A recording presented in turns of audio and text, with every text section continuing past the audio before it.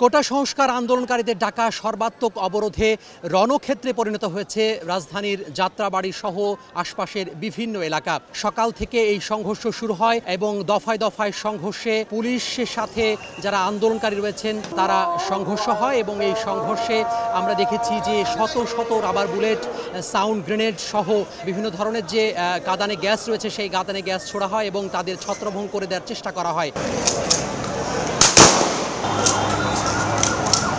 যদিও আমরা দেখেছি সকাল থেকেই যারা আন্দোলনকারী রয়েছেন তারা যাত্রাবাড়ির কাজলার মোড়ে অবস্থান করেছেন এবং ক্ষমতাসীন দল আওয়ামী লীগের যারা নেতাকর্মী রয়েছেন অঙ্গ সংগঠনের তারা যাত্রাবাড়ি যে চৌরাস্তা রয়েছে সেই চৌরাস্তায় তারা অবস্থান করেছেন এবং আমার ডান পাশে যাত্রাবাড়ি থানা, সেই থানার সামনে আইনশৃঙ্খলা বাহিনীর বিপুল সংখ্যক সদস্য মোতায়েন আছে।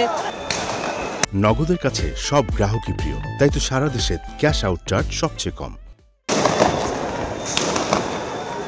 এখানে পুলিশের সদস্যের পাশাপাশি বিপুল পরিমাণ বিজিবি সদস্য রয়েছে, র্যাব সদস্য, ডিবি পুলিশ, আর্ম পুলিশের সদস্যরা রয়েছেন, সাদা পোশাকের যে পুলিশ তারাও কিন্তু রয়েছেন। আমরা তাদের নিবৃত্ত করার চেষ্টা করছি, তাদের বোঝানোর চেষ্টা করছি, তারপরেও তারা আমাদের পুলিশের উপর হামলা করছে, পুলিশের গাড়ি পুড়ে ফেলেছে, পুলিশের ফাঁড়ি পুড়ে ফেলেছে, থানাতে আক্রমণ করেছে।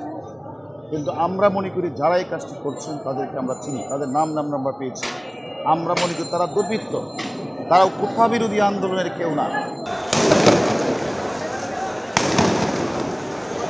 এবং পুলিশের পক্ষ থেকে দফায় দফায় শত শত সাউন্ড গ্রেনেড, রাবার বুলেট ছোড়ার মাধ্যমে মাঝে মধ্যেই তাদেরকে ছত্রভঙ্গ করে দেওয়া হয়েছিল। আবার কিন্তু আন্দোলনকারীরা কাজলার মোড়ে জড়ো হয়ে তারা অগ্রসর হতে থাকে এবং ইট পাটকেল ছুটতে থাকে। ক্ষমতাসীন আওয়ামী লীগের যারা নেতাকর্মী রয়েছেন তারাও ইট পাটকেল ছুড়ে এবং দুই পক্ষের মধ্যেই যে ধাওয়া পাল্টা ধাওয়ার যে ঘটনা, সেই ঘটনা ঘটে এবং একই সময়ে এই যে দফায় দফায় সংঘর্ষে রণক্ষেত্রে পরিণত হয় যাত্রাবাড়ি এলাকা থেকে।